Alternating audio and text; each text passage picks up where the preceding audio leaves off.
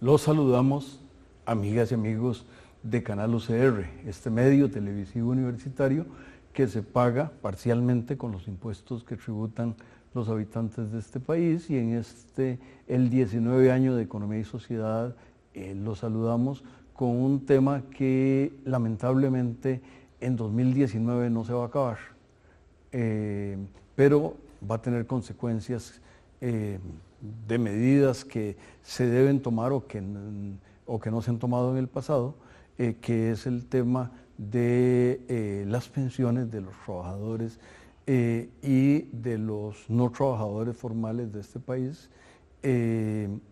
Y para eso tengo el privilegio de tener con nosotros a dos catedráticos de esta universidad, a mi profesor don Miguel Ángel Rodríguez y al director de los posgrados de la Escuela de Economía, a don Edgar Robles, ambos con importantes carreras en ámbitos públicos y académicos, pero no hablaremos de eso, sino que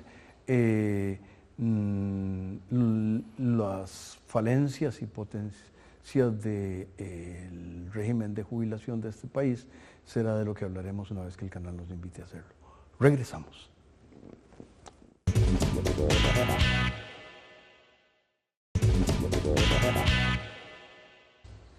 Continuamos, amigas y amigos, sobre este tema de el régimen de pensiones de este país, que de alguna manera, de lo poco que diré, es que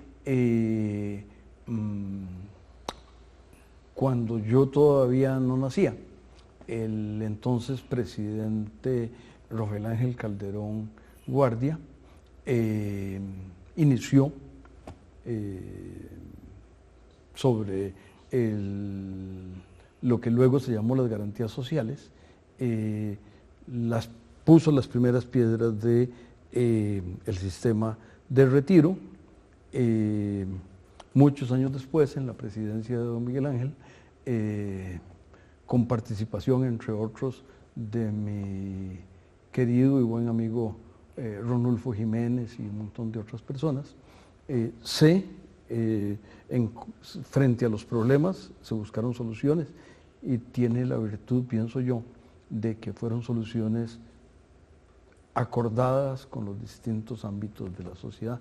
Pero el actor de esas, el director de la orquesta y el ejecutor de la partitura está con nosotros. Por favor, don Miguel Ángel. Muchas gracias, Juan Rafael, Edgar, qué gusto estar con ustedes dos queridos y admirados colegas. Sí, el tema de las jubilaciones, de las pensiones, es un tema que ha sido siempre de gran importancia a partir del siglo XIX, cuando ya tenemos una nueva forma de estructuración social, donde hay una división de trabajo más amplia, más especialización, la gente dedicada a una sola tarea, y donde la sociedad además empieza a tener un crecimiento de su riqueza, se empieza a buscar qué hacer para que las personas, cuando ya no tengan condiciones de trabajar, puedan tener un ingreso digno. Y empieza a surgir toda la idea de la jubilación y las pensiones. En Costa Rica el tema surge antes de la reforma de don Rafael Ángel Calderón Guardia, con las pensiones para parte del sector público, que es donde primero empieza a haber algún sistema de pensiones, lo que ha sido normal en casi todo el mundo, que es en el sector en que se dan primero. A mí me involucró en este tema dos personas, de las que tengo mucho respeto y las que me formaron mucho en mi vida. El doctor Fernando Trejos Escalante, presidente y fundador de ANFE, que tenía una enorme preocupación por las injusticias del sistema de pensiones y que luchaba por ver cómo modernizar el sistema con una gran fuerza para hacerlo más justo, y don Alberto Dimare, que Incluso cuando me dirigió la tesis, uno de los temas que estuvimos pensando si lo hacíamos era sobre un sistema de pensiones. Y siempre me preocupó mucho el tema de que teníamos un sistema al que se le dio un poquito de solidaridad social con las pensiones del sistema no contributivo para poderle dar pensión a las personas en pobreza que estaban en condición de no poder trabajar por edad, pero que seguía siendo un sistema muy injusto, porque los recursos públicos se dirigían principalmente a los que tenían ya trabajo y a los que tenían una ventaja un poco sobre los demás de la sociedad. Y con un sistema en que había un montón de pensiones del sector público muy mal estructuradas actuarialmente, sin ninguna capacidad de autosostenerse, sin ninguna limitación a las contribuciones del Estado. Chile había hecho una innovación extraordinaria, que fue el sistema de pensiones, fue el aporte, dijo el economista hace muchos años, el aporte más extraordinario o más importante que ha hecho América Latina al pensamiento económico del mundo, que fue el sistema de pensiones en entes diversos para no concentrar el manejo de los recursos, que además de esos entes diversos que no concentraban el manejo de recursos, estaban al servicio de los trabajadores para que el Estado no se pudiera apoderar de esos fondos, que es el problema por el cual muchos de los sistemas de pensiones en el mundo fueron perdiendo su capacidad de ser de capitalización, o sea, de ser que la gente contribuía, formaba un fondo, y ese fondo tenía recursos luego para pagarle las pensiones a los que se pensionaban. Y luego... Don Miguel Ángel, déjeme dar una nota de pie de página, que es que uno de sus directores de tesis estuvo en el diseño de lo que luego aplicaron los chilenos, pero esa es una nota de pie de página. Director de tesis doctoral, por supuesto. Muchas gracias. Y el tema es que, bueno, este gran invento, esta gran cosa, nos llamaba mucho la atención, pero teníamos la realidad de la gran reforma de los 40 y que era una realidad y que tiene unas ventajas muy importantes porque es mucho más solidario que el sistema en que yo recojo lo que yo he puesto en mi cuenta. Entonces llegamos a una conclusión que fue juntar los dos sistemas y que las personas tuvieran un nuevo modelo de pensión, una nueva fuente para sus pensiones que viniera a completar lo que le iba a pasar a faltar invalidez, vejez y muerte, que iba por el sistema que tenía, no iba a poder dar la pensión que estaba dando al principio. Cuando, perdonen que hable tanto, pues porque ya se nos va a ir el programa con esto, pero el tema es que cuando empieza un sistema de pensiones mucha gente contribuye y no hay pensionados. Poco a poco se van pensionando, entonces al principio sobran los recursos y los estados dicen, mire que toda la plata que hay, qué bueno, vamos a usarla para hacer carreteras o escuelas o para nombrar amigos en el gobierno, para cualquier cosa. Entonces el tema es que eso que empieza así, pero cuando ya la gente empieza a pensionar, ya la plata no alcanza, entonces hay que buscar soluciones. Entonces una solución era poner a la par de invalidez, vejez y muerte las pensiones obligatorias contributivas que venían a hacer que la persona tuviera el manejo de esos recursos, que la pensión que iba a tener era en proporción a lo que él ponía, que se sentía que eso era suyo, que el Estado no podía entrar a quitárselo porque era propiedad privada ajena.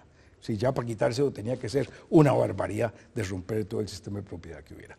Y eso fue lo que se logró con una participación, como usted nos lo dijo, Juan Rafael, de los distintos sectores del país, en un proceso guiado por la Concertación Nacional, de la cual me siento muy orgulloso porque le ponen, y tenemos que defender ese sistema y tenemos que evitar que sean esas pensiones usadas para esos recursos usados por otra cosa que para lo que fueron establecidos, que es para las pensiones de las personas, que ya esto va a significar que una persona con el sistema actual, sin algunas mejoras que se le pueden hacer y que deberíamos hacerle, puede dar un 20% del salario final de una persona, lo cual significa que ya la contribución va a ser más o menos un poquito menos de un tercio de la contribución final que va a sacar el trabajador con las reglas como están hoy día, lo cual lo hace cada vez más importante. Pero tenemos que seguir mejorándolo porque los sistemas humanos todos son imperfectos y todo lo que hacemos lo hacemos imperfecto porque somos ignorantes. Entonces no tenemos más remedio que ir evolucionando y mejorando para ir, y ahora tenemos que mejorar el sistema de invalidez, vejez y muerte, que la Universidad de Costa Rica, es un estudio que hizo muy serio, demostró claramente que no tiene capacidad de mantenerse dando sus servicios hacia adelante si no se hacen reformas ya, y que desdichadamente lo que se hizo en el gobierno pasado fue absolutamente maquillaje, algo que no resuelve el problema y que lo deja vivo. Don Edgar, usted, además de estupendo profesor de microeconomía, y en el fondo microeconomía es lo que hay en la base de finanzas públicas y de todo esto, pero además usted fue por muchos años el superintendente. Correcto. Entonces, y es el experto internacional, de manera que, por favor. Muchas gracias. No, en primera instancia, yo tengo total certeza de que la Ley de Protección al Trabajador ha sido la reforma social más importante desde la creación de la Caja del Seguro Social. Los que no lo creen así, por lo menos en materia de pensiones sí lo es. El país no ha tenido ninguna reforma de pensiones tan poderosa como esta que se ha aprobado. Y hay una característica muy importante que lo distingue de otras reformas que han ocurrido en América Latina y otras partes del mundo, y es que lejos de desmantelar el sistema tradicional, que fue lo que la mayoría de los países hicieron, recordemos que el sistema chileno lo que hace es cerrar el sistema de reparto, el sistema tipo caja del Seguro Social, y crea cuentas individuales, pero son sistemas alternativos. Lo mismo hace Perú, lo mismo hace Colombia, México, El Salvador, Argentina que lo cerró, Bolivia que está en proceso de cerrarlo, otros países de Europa del Este, todos fueron cambiando sus sistemas tradicionales de República Dominicana por sistemas de capitalización individual. En Costa Rica se hace algo que es diferente, se hace un sistema mixto. Muchos años después, el Banco Mundial reconoce que este es el mejor sistema que existe porque permite diluir los riesgos entre dos sistemas, que uno tiene solidaridad pero tiene problemas de sostenibilidad, y el otro no tiene problemas de sostenibilidad pero le falta solidaridad. Entonces la combinación de las dos cosas es no meter todos los huevos en una misma canasta, o sea, es empezar a hacer un manejo de riesgos adecuado para que las personas puedan disfrutar lo mejor de uno y lo mejor de otro. Don Edgar, en este mundo de uso de palabras, ¿por qué usted no le recuerda a las amigas y amigos qué es exactamente solidaridad? Solidaridad significa que, no es que me acuerde un actuario que una vez contratamos, que dice que la solidaridad como la entienden las personas es diferente, que en el caso de uno entiende que lo tuyo es mío y lo mío es tuyo. Él decía que no, que gente entiende la solidaridad como que lo tuyo es mío y lo mío es mío.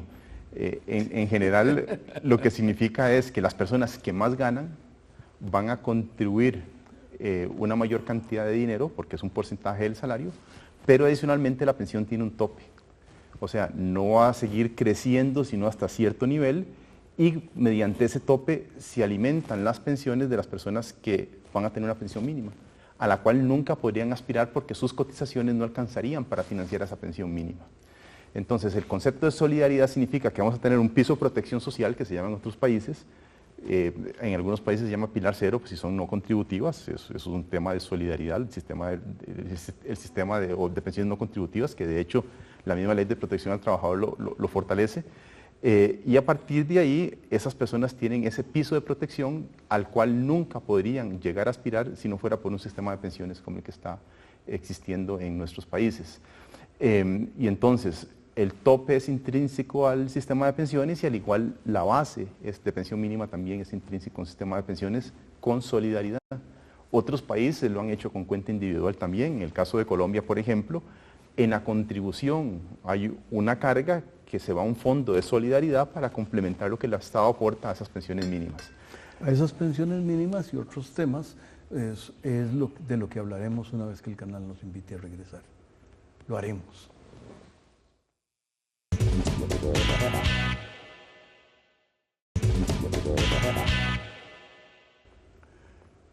Continuamos, amigas y amigos, escuchando a estos dos catedráticos. Don Edgar, por favor. No, le comentaba que entonces tenemos un sistema mixto que lo hace muy diferente de otros sistemas, y de hecho algunos países se han devuelto y han tratado de fortalecer estos pilares básicos. Digamos, en Chile, con una reforma que se hizo hace más de una década, se creó una pensión piso, y de hecho el sistema chileno es uno de los sistemas mejor estructurados, porque la pensión que yo recibo es la que está más ligada a la contribución. A pesar de que existe ese piso, no es el mismo piso que recibe una persona que no ha contribuido, toda su vida a otra que sí lo ha hecho, porque la pensión va aumentando proporcionalmente el piso como tal, ¿verdad? Para evitar que la persona no tenga incentivos para cotizar. Porque si uno se fija, por ejemplo, en el sistema de la Caja del Seguro Social, lo mismo recibe una pensión, una persona que cotizó, ninguno de los dos llegó a la pensión mínima, pero una persona que cotizó más tiempo no tiene un premio en comparación con otra persona que cotizó menos tiempo. Los dos reciben la misma pensión mínima. En el caso chileno, pues hay una diferenciación de acuerdo al esfuerzo contributivo. Eso va mejorando los incentivos para que la gente nunca se salga del sistema de cotización. Lo cierto del caso es que en materia de pensiones, una de las grandes dificultades, una de las situaciones más dramáticas, es que existen grandes lagunas de cotización. Y eso ha impedido que ciertos sistemas de capitalización logren consolidar un capital adecuado para obtener una pensión suficientemente alta para sobrevivir en la época de vejez. Y hay un tema que es perverso, pero que es real, y mis lentes, yo soy miope, sirven para ilustrar eso, que es el tema de miopía. Cuando alguien tiene 20, 30 años, 35, dice, ¿para qué? ¿Pensionarme de qué? Y entonces, y ahora cuando hay muchas actividades, no solo las más endebles, sino también otras actividades que son informales, entonces, si alguien hace programas de cómputo y los vende en la red y tiene 25 años, sí. ¿De dónde qué? Eso es lo que Taylor llama sesgos de comportamiento. Taylor fue el ganador del Premio Nobel en Economía el año pasado por el desarrollo de la economía del comportamiento y desarrolló mucha parte de su teoría basada en pensiones. Él diseñó diferentes sistemas de pensiones más modernos que utilizan esos sesgos del comportamiento a favor de las personas en lugar de hacerlo en contra de las personas. O sea, si usted pone a una persona a elegir entre si ahorrar para la pensión y no ahorrar, lo más fácil es decir no ahorro para la pensión, porque requiere un proceso mental complicado que no lo deja tomar la decisión adecuada. Entonces Taylor lo que hace es que utiliza ese mismo razonamiento para que la opción por defecto sea más bien ahorrar para una pensión. Cuando él diseñó sistemas que se llaman de afiliación automática, significa que la persona, si no elige salirse del sistema de pensiones, son voluntarios por cierto, si no elige salirse del sistema de pensiones, queda automáticamente enrolado o matriculado en el sistema de pensiones. Y lo que ha determinado él mediante sus estudios es que la mayoría de las personas, por ejemplo, cuando le dicen marque si quiere donar órganos en la licencia, el 90% dicen no marca nada, entonces no donaría órganos. Entonces puso la casilla no quiero donar órganos, y lo que se encontró es que el 90% no marca la casilla, porque la gente procrastina lo que él dice, y por defecto no elige, porque la decisión es muy complicada, o sea, ponerse a decidir si donar o no donar órganos es una decisión complicada y terminan haciéndolo. Entonces, en el caso de pensiones hace lo mismo, y lo que hace es que en lugar de poner a la persona a elegir en cotizar para un sistema de pensiones, lo hace no elegir para un sistema de pensiones y utiliza ese sesgo de comportamiento a favor de las personas. Don Miguel Ángel, recientemente usted escribió sobre algunas preocupaciones que tiene en la circunstancia actual. Sí, quisiera hacer un comentario, claro, perdóneme, a esto que dijo ahora Edgar, porque me parece que es muy importante.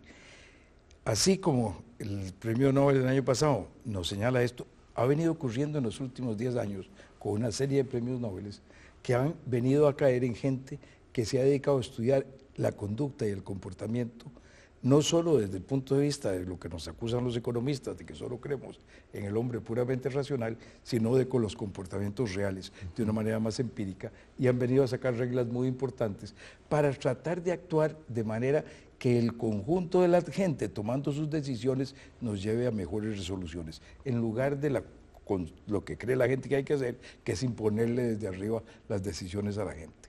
Y esto es también en el sistema de pensiones lo que debemos hacer. Entonces hay que ser muy cuidadoso cuando se hacen cambios a las estructuras, a las instituciones, siempre imperfectas, siempre debemos estar tratando de mejorarlas, pero no creamos que tenemos que hacer reingeniería total todo el tiempo. Hagamos ajustes, veamos cómo los ajustes trabajan y vamos mejorando. Y eso es mucho más eficiente para las sociedades que tratar de revolucionarlas, salvo cuando estamos en una situación terrible, donde ya el sistema no funciona del todo. Bueno, a mí me ha preocupado algo que se viene dando desde hace tiempos, que es una intencionalidad de hacer algunos cambios en en límites que se le han puesto a los fondos de capitalización. Esas pensiones en cuenta individual de las personas quieren decir que los recursos están en una cuenta al nombre de Juan Rafael, y ahí tiene en Costa Rica, con el sistema que tenemos, dos fondos: un fondo de capitalización laboral que viene de tratar de resolver que la persona, aquí no tenemos un seguro de desempleo, tenga alguna alternativa para salir adelante en los casos de desempleo y tenga un ingreso, y eso, entonces parte de la cesantía se usó para eso, y al mismo tiempo, y por eso actualmente eso tiene una capacidad de repartirse cada 5 años, que ciertamente yo creo que ya deberíamos evolucionar para fortalecer el sistema de pensiones de la Ley de Protección al Trabajador, hacia que eso, cuando no se retira por situación de desempleo, se le acumule a la pensión al trabajador, porque eso le va a asegurar una mejor pensión en el futuro y va a fortalecer el régimen. Eso es una de las reformas que yo creo que valdría la pena ir haciendo, y que es en beneficio de las personas, por eso de que estábamos hablando antes de que hay que ayudarlos a que prevean para su ancianidad. ¿Y por qué ayudar a la gente a que prevea por su ancianidad? Porque si no, el costo de mi pensión le va a caer a usted en el futuro. Y entonces lo que estamos tratando es que si yo tengo capacidad contributiva, me caiga a mí en todo lo posible y no se los reparta a los demás. Porque usualmente lo que pasa cuando se le reparte a los demás es que los que más tienen le ponen el peso a los que menos tienen. Así es. Y no es al revés. Y eso es porque tienen la fuerza política, la capacidad, el tiempo de estar pensando en esas cosas y de hacer lobby y de defenderse. Entonces, y además porque los informales son generalmente, o sea, las personas más pobres son generalmente más informales, sí, claro, y por lo tanto están fuera de la posibilidad de recibir una pensión del sistema formal. Y por eso también aquí en Costa Rica es muy importante ese tercer pilar, que es el de las pensiones no contributivas, ¿verdad? Que es el que va a esa cosa general, que debemos seguirlo mejorando. Y debemos seguir buscando también que la gente se incorpore a invalidez, vejez y muerte en todo lo posible, haciéndolo más flexible en algunas cosas que no lo hemos hecho. Bueno, entonces, a mí me preocupó un poco que se le quitaron unos límites a la posibilidad de inversiones, de que los fondos de capitalización se inviertan en bonos de Hacienda, y que poco después también se viniera a decir que además se quería cambiar la forma como se calcula el valor de ese fondo, porque lo que usted tiene, Juan Rafael, en el fondo de capitalización laboral y en el fondo suyo, la parte que le corresponde del fondo para la pensión obligatoria no contributiva, esa parte está invertido. Las operadoras de pensiones cogen la plata que reciben de los trabajadores y lo invierten para ganar intereses, para mantener el valor. Si no hacen eso, ese fondo baja de valor por la inflación, por la pérdida de valor de la plata, por las incertidumbres que hay. Entonces tienen que invertirlo bien para generar más recursos, para que valga más y para que su pensión sea mejor en el futuro, porque del valor de ese recurso al final va a depender su pensión. Entonces, ¿cómo se viene valorando eso? A valor de mercado. ¿Qué es valor de mercado? A decir, yo compré estos bonos cuando los compré valían 100, pero ahora han mejorado las condiciones del gobierno, la gente lo ve como la tasa de interés que tiene es muy buena, y ahora subió el valor de este bono y vale 105. Entonces, lo que usted tiene aumentó. O ha desmejorado la situación del mercado, el valor de este bono bajó a 95. Entonces, lo que usted tiene bajó de valor, lo que usted tiene para el futuro es menos. Y tener esa información es muy importante porque le permite a usted darse cuenta cuánto vale su ahorro, qué es lo que tiene ahí, qué es lo que usted va a tener de protección en el futuro. Pero además, como es voluntario el pasarse de un operador de pensiones a otro, le permite medir, no perfecto, porque los distintos fondos pueden tener distinta manera de ver el riesgo, uno asume un poco más riesgo, otro asume menos riesgo, de manera que nunca es perfecta la comparación de la rentabilidad, porque el riesgo no es igual, no es la misma composición de ese conjunto de inversiones, no se distribuyen en la misma proporción entre distintas posibilidades de inversión, pero son más o menos comparables. Si se pierde esa evaluación al precio de mercado, entonces se pierde la información para la persona. Se nos ha dicho, no, eso no es problema porque se pone una nota cuando hay cambios en el valor y hay una nota y ahí le dice pero eso te da una información mucho menos clara y además es mucho más subjetiva. que la valoración de mercado. Y además hay unos efectos redistributivos que se pueden dar porque la gente saca de un fondo y se va para el otro, o saca del fondo de capitalización laboral porque tiene la plata y se la lleva. Y entonces, si no está valorado a valor de mercado, se lo van a dar al valor de lo que va a valer esa cosa esa inversión cuando se liquide en 15, 10, 20 años, pero que no es lo que vale hoy día. Y eso causa efectos redistributivos. Y a mí me parece que no es conveniente. Pero esto es una discusión que deberíamos tener seriamente en el campo técnico, objetivo. Yo no creo que yo siempre estoy en lo cierto, yo puedo estar equivocado en esto, pero hasta ahora no me han demostrado que estoy equivocado. El último minuto, don Edgar. Sí, indicar que la valoración de mercado es intrínseca a los sistemas de capitalización individual, porque no hacerlo rompe con el principio de cuenta individual. Significa que cuando una persona se retira de un fondo porque cambia de operadora o porque se retira como tal, porque se pensiona, se traslada dinero de las cuentas de otras personas a la de esta persona que se retiró antes. En la situación en que estamos ahora, que los fondos han venido perdiendo valor por el tema de la caída en la confiabilidad de los bonos del gobierno. Y además, todos los principios internacionales indican que se tiene que valorar a mercado. O sea, tanto en materia de pensiones, como en materia de banca, como en materia de seguros y de valores, el principio fundamental es que siempre que existen precios de mercado, los títulos financieros tienen que valorarse de acuerdo a esa norma. Pues realmente deberíamos hacer 2 o 3 programas más sobre esto y yo aprendo mucho escuchándolos, pero ahora lo que tengo que decirle a las amigas es que ahora en el año 19 de este programa nos sigan acompañando en los tiempos y circunstancias que prefieran y quédense con este canal que con los impuestos que se recaudan y otras cosas hace la televisión que ustedes se merecen.